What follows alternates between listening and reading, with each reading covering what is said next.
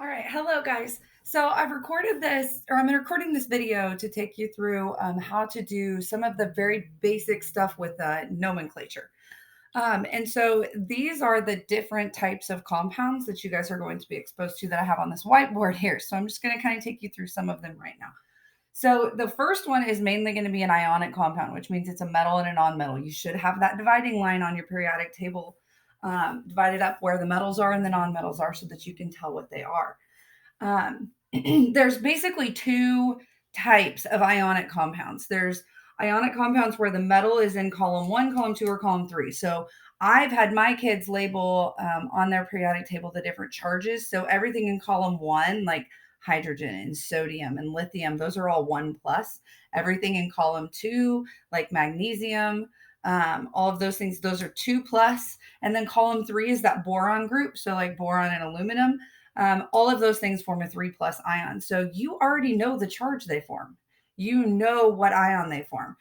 Everything in column one loses one valence electron. Everything in column two loses two. Everything in column three loses three. So these guys all form positive ions.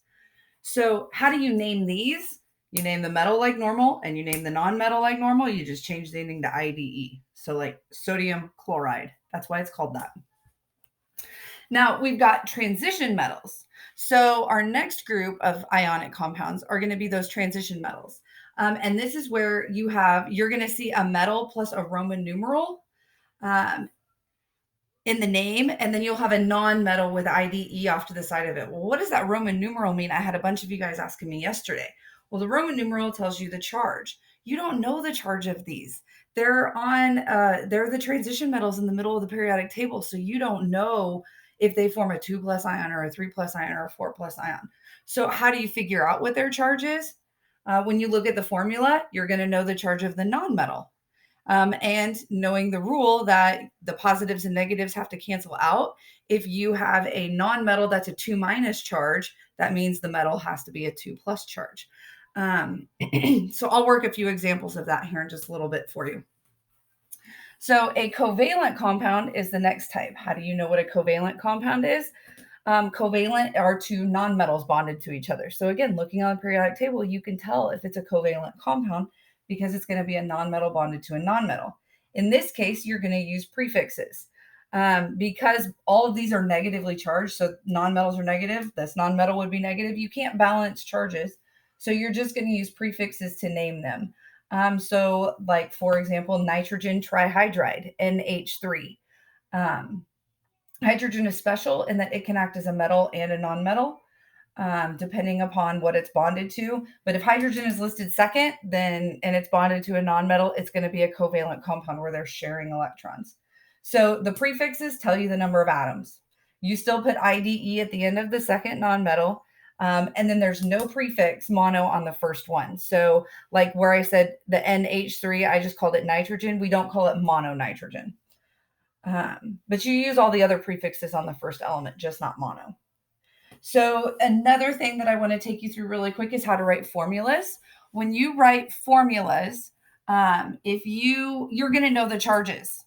So you're going to have to balance out the charges. So you look at what charge it should be on the periodic table. You're always going to know what the nonmetal charge is, the negative. It's either going to be a 3-, 2-, or a 1-, depending upon which column it's in. But you always are going to know that one. And then you just make the positives balance out with the negatives. So if I have 2 negatives, I've got to have 2 positives. The last group are the polyatomic ions. Polyatomic ions, you're just going to treat them as one group. So you're going to treat them as like one element rather than breaking them up into their individual elements. They are a polyatomic ion, which means many atoms within that one ion. So, but you still treat them as one entity. So if you need multiples of the polyatomic ion, that's where you're going to use prefixes. So I'm just real quick going to work through a few examples for you so you can see how to do some of these. So if I have a metal and a non-metal that is in column one or it's a metal that's in column one. So let's just say I'm going to work with, or column 1, 2, or 3. So let's say I'm going to work with magnesium and I'm going to work with chlorine. If I'm writing the formula for this, I know the charge of magnesium by looking at the periodic table. Magnesium is a 2 plus. Chlorine, I know, is a 1 minus based on where it is on the periodic table. It's in the 7th column, so it has 7 valence electrons, meaning it's going to gain 1.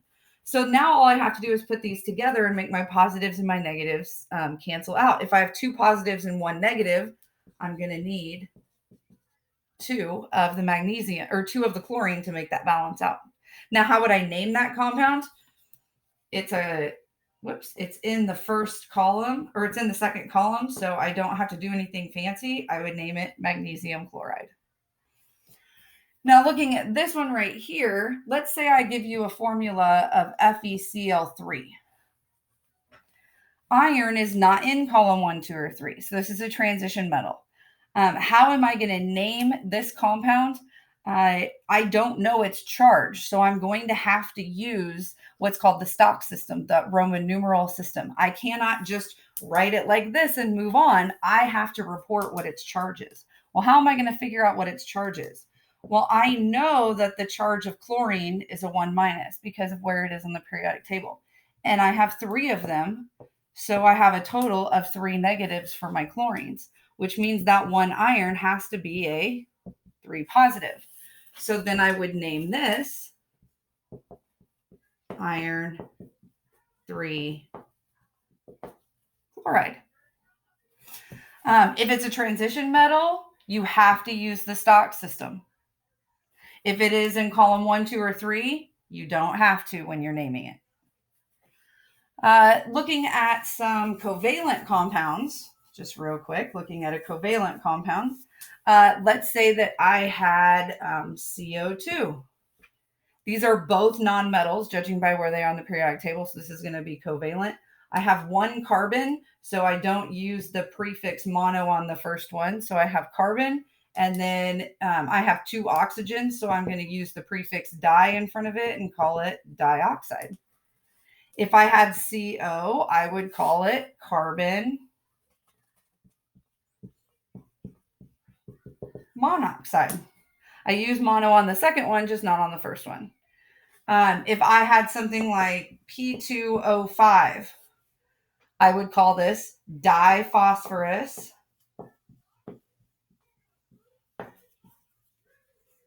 pentaoxide. I just use the prefixes. And then if you're given the name, you just use the prefixes, and that tells you what the formula is. The last one that I'm going to kind of go over here is a polyatomic ion. So what if I had something like I give you the name of magnesium nitrate. Well, if you look on the reference materials that they give you, nitrate is not an element. That's a polyatomic ion. So I know what magnesium is. Magnesium is a 2 plus, and I know that nitrate is NO3 with a 1 minus charge when I look on the chart that they give me. So now I have to put these together. So remember, we're going to treat this as one whole group. So if I have 2 positives and 1 negative, that means I'm going to need more negatives.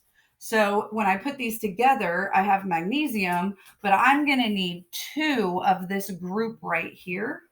So because I need 2 of that group, I'm going to put it in parentheses and put a 2 behind it. So hopefully that kind of takes you through this unit of inorganic nomenclature very quickly. Let me know if you have any issues.